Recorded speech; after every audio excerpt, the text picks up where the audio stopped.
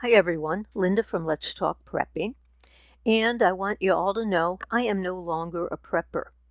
Don't panic there. Let me tell you what I mean.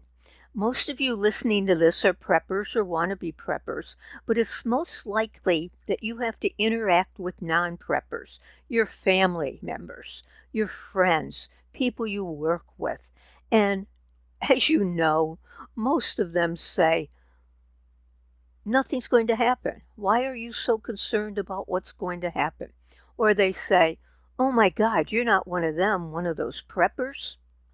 My good friend knows I prep, but she has no idea how much I have or what I have. And I've just decided now I want to keep it that way. I want it to sound like I don't have anything.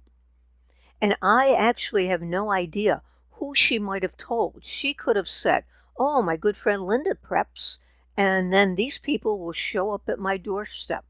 So I'm no longer a prepper. I'm what I'm going to call a just-in-caser, just in case. So let's change prepping to just in case. I'm going to make it sound that I'm only prepping for common disasters and that they should too. I've decided it's better if people believe I'm only preparing for a short-term event. I'm preparing just in case there's a hurricane, just in case there's a winter storm, just in case there's an electric outage, just in case there's a lockdown. And I might say to them, remember last winter when the snowstorm caused a power outage? I'm preparing in case that lasts a little bit longer than 1 or 2 days, and you should too. And that's all I'm going to say. I'm not going to make it sound like I'm preparing for months or years. I'll say, remember last summer when the electric went out for 4 days and you lost all your food in the fridge and it was so hot in your home? I'm going to start preparing in case that happens again. I'm not going to give them any details of how I'm preparing or what I'm going to do. And these things happen and people have experienced them and they'll be able to relate because it's happened to them too. So maybe they will start prepping a little bit. But you know, we as preppers know things are collapsing.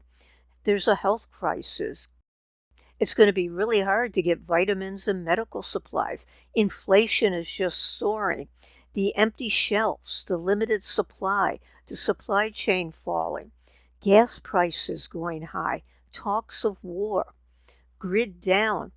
You know, the collapse of society, which is happening right now, the robberies, crime is on the uptick. They don't even know about the Great Reset or the World Economic Forum. So what I'm going to do is I'm going to play it down as much as I can. So I will say, did you hear about that drought out west? Do you really think it's going to affect our food supply? But I'm not going to let them know that I really think it will and I am preparing.